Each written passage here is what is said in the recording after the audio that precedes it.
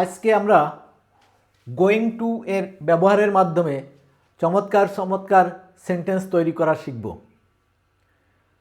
নিকট ভবিষ্যতে কোনো কিছু ঘটতে যাচ্ছে এ জাতীয় সেন্টেন্স তৈরি করতে আমরা গোয়িং টু এর ব্যবহার করব। আমরা গোয়িং টু এর ব্যবহারের মাধ্যমে যে সেন্টেন্সগুলি তৈরি করব সেগুলি একটু দেখে নেই। তুমি একটি চাকুরি পেতে যাচ্ছ। আমি একটি গাড়ি কিনতে যাচ্ছি। সে ইংরেজি শিখতে যাচ্ছে। আমি একটি ব্যবসায় শুরু করতে যাচ্ছি। সে সামনে মাসে বিবাহ করতে যাচ্ছে। আমি একটি আইফোন কিনতে যাচ্ছি।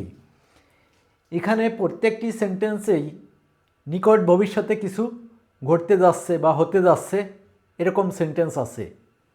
এগুলো তৈরি করতে আমাদের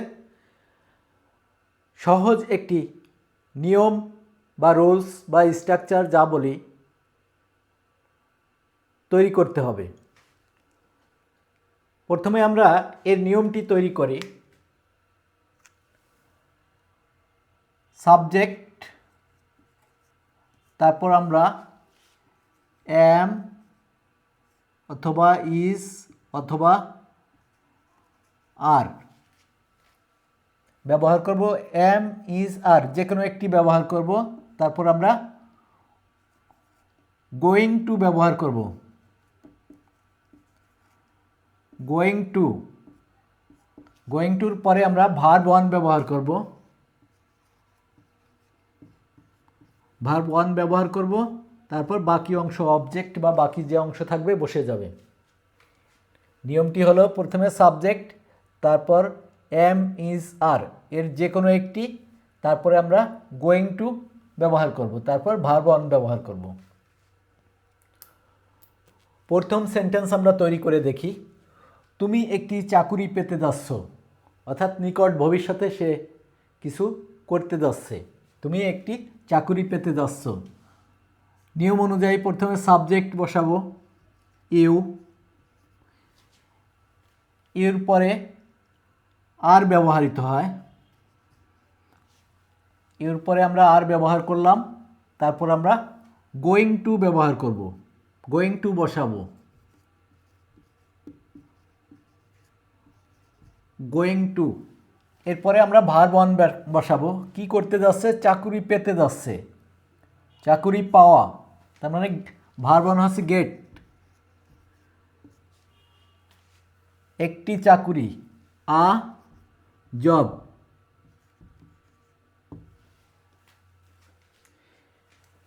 রুলস বা নিয়ম অনুযায়ী প্রথমে সাবজেক্ট বসছে, তারপর আর ব্যবহৃত হয়েছে, তারপর আমরা গোয়িং টু ব্যবহার করেছি, গোয়িং টু, তারপর আমরা ভার্ব ওয়ান গেট ব্যবহার করেছি।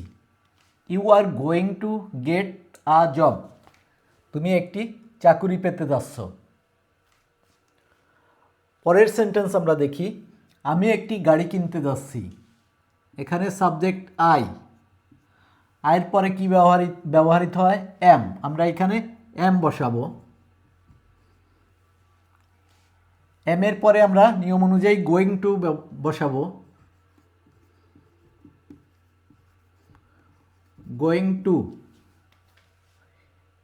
কি করতে যাচ্ছি? একটি গাড়ি কিনতে যাচ্ছে। এখানে কেনা, কেনার ইংরেজি বাই। ভার্ব ওয়ান হচ্ছে বাই। আকার, একটি গাড়ি। তাহলে নিয়ম অনুযায়ী আমরা আই ব্যবহার করেছি, তারপরে এম ব্যবহার করেছি, তারপর গোয়িং টু ব্যবহার করেছি এবং ভার্ব ওয়ান ব্যবহার করেছি। I am going to buy a car. আমি একটি গাড়ি কিনতে যাচ্ছি। সে ইংরেজি শিখতে যাচ্ছে, তার মানে নিকট ভবিষ্যতে সে ইংরেজি শিখে ফেলবে।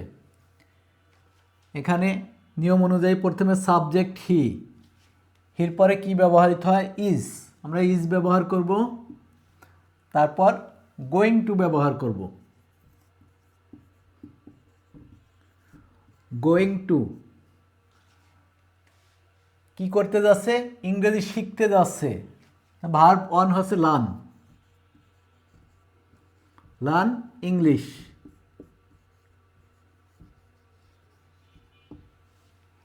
নিয়ম অনুযায়ী আমরা সাবজেক্ট ব্যবহার করেছি, ইজ ব্যবহার করেছি, গোয়িং টু ব্যবহার করেছি এবং ভার্ব ওয়ান ব্যবহার করেছি। He is going to learn English, সে ইংরেজি শিখতে যাচ্ছে। আমি একটি ব্যবসায় শুরু করতে যাচ্ছি। সাবজেক্ট আই, আয়ের পরে আমরা এম বসাবো, এম এর পরে আমরা গোয়িং টু বসাবো। গোয়িং টু কি করতে যাচ্ছি? ব্যবসায় শুরু করা, একটি ব্যবসায় শুরু করা, তার মানে শুরু করতে যাচ্ছি। স্টার্ট,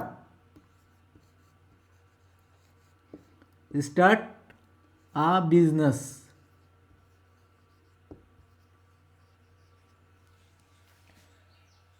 নিয়ম অনুযায়ী আমরা আই ব্যবহার করেছি, এম ব্যবহার করেছি, তারপর গোয়িং টু ব্যবহার করেছি, তারপর ভার্ব ওয়ান ব্যবহার করেছি। I am going to start a business, আমি একটি ব্যবসায় শুরু করতে যাচ্ছি। সে সামনে মাসে বিবাহ করতে যাচ্ছে। সাবজেক্ট হি, হি থাকলে আমরা ইজ ব্যবহার করব, ইজ। এরপর আমরা গোয়িং টু বসাবো। গোয়িং টু কি করতে যাচ্ছে? বিবাহ করতে যাচ্ছে। কখন? সামনের মাসে। তাহলে বিবাহ করার ইংরেজি হচ্ছে ম্যারি। Marry next month.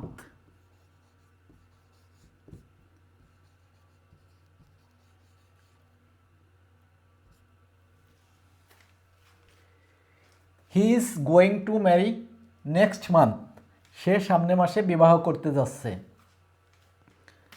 আমি একটি আইফোন কিনতে যাচ্ছি। সাবজেক্ট আই, এরপর আমরা এম বসাবো, তারপর আমরা গোয়িং টু বসাবো। গোয়িং টু কি করতে যাচ্ছি? আইফোন কিনতে যাচ্ছি। কেনা, বাই আইফোন।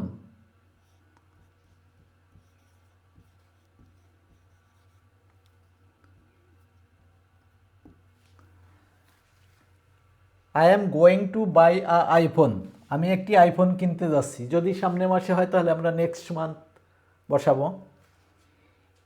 এভাবে আমরা গোয়িং টু ব্যবহার করে চমৎকার চমৎকার সেন্টেন্স তৈরি করতে পারবো।